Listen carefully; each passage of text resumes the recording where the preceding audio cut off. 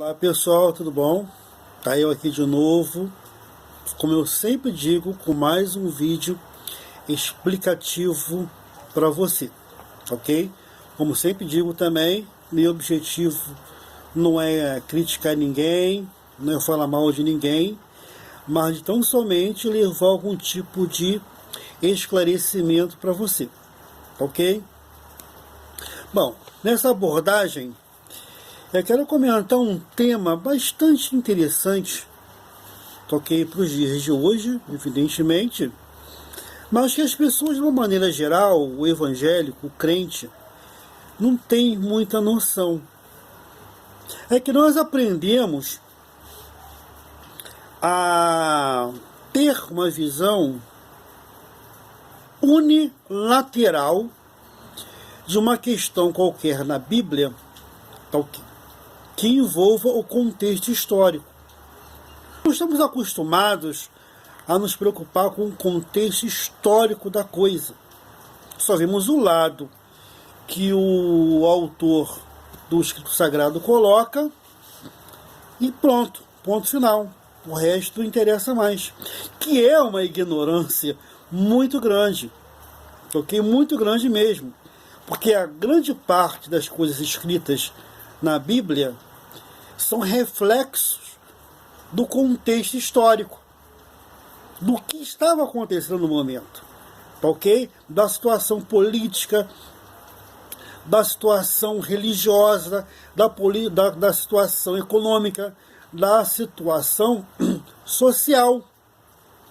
E esse lado a gente quase não vê.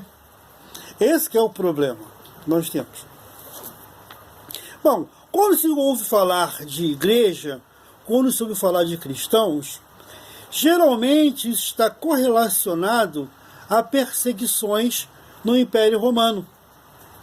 Lá correlacionado a leões na arena, atravessados pela espada, prisões, etc. e tal. E sempre vemos os que aprisionam, os que condenam à morte, como os grandes vilões da história, sem analisarmos cabalmente o fato, a situação. Não estou fazendo nenhum tipo de apologia a quem tenha matado cristãos, não é isso. Mas eu também quero que você entenda o lado de quem condenou à morte. Que você entenda o lado de quem estava se sentindo ofendido. O lado das autoridades romanas que precisavam agir de uma forma ou de outra. É isso que eu vou tentar te explicar agora. Mas eu não estou defendendo ninguém, não estou fazendo isso não. Só quero que você tenha entendimento sobre isso, do contexto histórico de quando surgiu a igreja. É isso, ok? Pode criticar, pode me bater, mas vou te falar a realidade, ok? Vamos imaginar o seguinte, vou falar a partir do Novo Testamento somente, ok? Roma havia se tornado uma grande cidade e tomou várias outras cidades de então. Formou um império com uma vasta administração. Tornou-se uma cidade muito rica, muito poderosa, e nas suas guerras de conquistas, conquistaram a cidade de Jerusalém, conquistaram Israel, de uma maneira geral. De tal forma que quando Cristo nasce na cidade de Belém, ele já nasce dentro desse contexto, já nasce dentro dessa situação político-econômica no Império Romano. Bom, tem lá seus conflitos com os sacerdotes, sumo sacerdote, com os escribas fariseus e assim por diante. Mas o problema dele estava mais dentro da religião, estava mais no campo da religião, e não efetivamente no campo da política. E não era, ele, Deus o que é de César e Deus o que é de Deus, acabou, ele definiu, né? E definiu uma situação qualquer. Mas, quando surge a igreja e ela começa a expandir para dentro do Império Romano, O que eu quero dizer para dentro do Império Romano? Sai da cidade de Jerusalém e passa a pregar o Evangelho, né, que Cristo veio, ensinou, morreu, ressuscitou e foi aos céus, para várias pessoas dentro do Império Romano. A coisa não ficou restrita ali na cidade de Jerusalém. A igreja sai e começa a pregar, começa a fazer a expansão de tudo que eles viram e aprenderam. Mas vai haver um choque cultural muito grande com o Império Romano. Esse é o problema. Vamos entender primeiro o judaísmo. O judaísmo é uma religião monoteísta, não é isso? Tem suas crenças, tem seus costumes, coisa e tal. Mas por que eles não eram incomodados pela administração do Império Romano? Porque o cara nascia num lar judaico, aprendia as práticas judaicas, e isso ficava restrito somente de judeu para judeu, nas sinagogas, no templo, coisa e tal. Eles não tinham interesse em divulgar as suas crenças e divulgar o judaísmo. Até Jesus faz uma certa crítica a ele, né, que não faz prosélito, né, a ideia do proselitismo é chamar pessoas para conhecer a fé judaica e possivelmente se converter mesmo. Eles não faziam isso. A ideia deles era: você nasceu de uma judia, então você é judeu. Faz a circuncisão e passa a observar os princípios judaicos, como o sábado, o sabate que chamam, e assim por diante. Então era muito restrita. Já a igreja, ao contrário disso, era divulgatória. Ela queria falar para todo mundo da fé em Cristo. Então, quando tem lá um problema na cidade de Jerusalém, a igreja é perseguida e se espalham, né, para dentro do Império Romano, né, se sai dos arredores, de dentro de Israel, então ela vai começar a ter muitos problemas de ordem política, de ordem social, de ordem religiosa, de ordem econômica. Ela vai ter esse problema, porque o Império Romano tinha as suas crenças, tinha seus deuses, tinha a sua economia, tinha também a sua religião, ok? E quando eles começam a divulgar no meio do Império Romano, para as outras cidades, no caso, que só existe um só Deus, que Jesus é rei, vai bater de frente com o imperador. Vai bater de frente com as crenças correntes dentro do Império Romano. Vamos lembrar que o Império Romano era politeísta e também fabricava ídolos para os adoradores.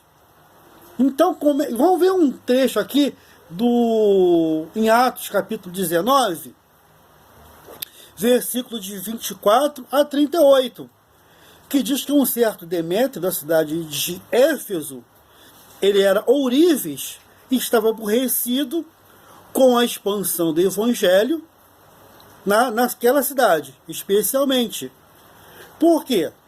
Os crentes diziam: olha, não há Deus nenhum senão o Deus que nós cremos. As estátuas de gesso para adoração, para culto, não são deuses. Isso dentro de uma cidade que cultuava deuses. Essa cidade tinha uma deusa muito importante chamada Diana. Ok, era Diana em Éfeso e é Cibele na cidade de Corinto. Mas vamos perceber uma coisa: a deusa Diana fazia parte da cultura dos efésios. O culto a ela fazia parte. Era um princípio dentro daquela cultura. Era uma crença que eles tinham. Então, como que alguém agora vai lá dizer que Diana não é deusa coisa nenhuma, que os ídolos construídos por mãos humanas não são deuses coisa nenhuma? tá ok? Tem que parar com isso aí. Vamos dizer assim, numa linguagem bastante prática. Cria um problema de ordem religiosa e social. Então, dada essa expansão e dados os problemas que foram surgindo, tá ok? Lógico que o imperador e também o governador, ou então o centurião, vai tomar uma posição diante da igreja. Olha assim, vamos dizer assim, aqui nós cremos que Diana é uma deusa, que as estátuas fabricadas, né, dela realmente representam essa deusa. Aqui estão as pessoas que cultuam, que creem nisso. Tá? E como que você vem aqui dizer que não é? Me explica. E incentiva as pessoas a deixarem de crer na Diana ou então na Cibele. Então vai criar um problema seríssimo com a igreja. Mas temos que ver o lado da igreja. Desculpa, o lado da igreja, óbvio, e também o lado do Império Romano. Porque a falta de fabrico de ídolo ia culminar na queda da economia do Império Romano. Ia faltar verba, ia faltar dinheiro para Roma. E Roma, então, tinha que intervir. Ela tinha que chamar os representantes da igreja, tá ok? Para uma conversa lá na mesa. Lá dentro com o imperador. Tinha que estar mexendo com o dinheiro. Está mexendo com as finanças, né? Possivelmente o lucro de Roma devia estar indo por água abaixo. Porque cada um que se convertesse a Cristo deixava de cultuar a Diana, né? E, consequentemente, deixaria de comprar as imagens esculpidas da deusa Diana. Então, quanto mais eles se convertessem, menos eles comprariam, ou deixariam, ou não comprariam nada, e isso pesaria no bolso de Roma.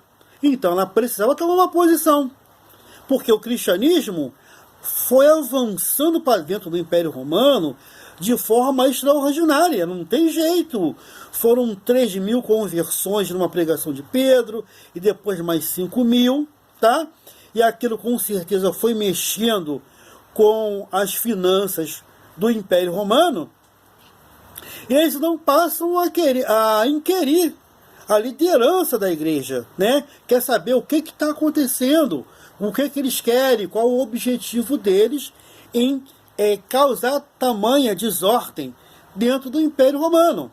E o Demétrio se aborreceu com isso. Não, você está acabando com o meu comércio, você está acabando com a nossa prosperidade. É por isso, então, que o Império Romano, entendendo a igreja como algo pernicioso, a sociedade daquele império, algo pernicioso à sua administração, tá ok? Algo completamente venenoso dentro daquele império, passa a implementar as perseguições diárias. Mas, segundo me consta, foram 10 perseguições imperiais, não esporádicas, imperiais. Quer dizer, todo o Império Romano tinha que perseguir os cristãos, prendiam ou então matavam, tá ok? Mas eu quero que você fique ciente de que Roma tinha que tomar algum tipo de providência ali, sim. Tinha que ter, porque a igreja, quer você admita ou não, interferia nos negócios do Império Romano, ela interferia nas finanças do Império Romano, interferia sim. Ele não é Deus coisa nenhuma, as imagens esculpidas são deuses coisa nenhuma, tá ok? Você tem que largar isso para lá, abandona isso e crê em Cristo.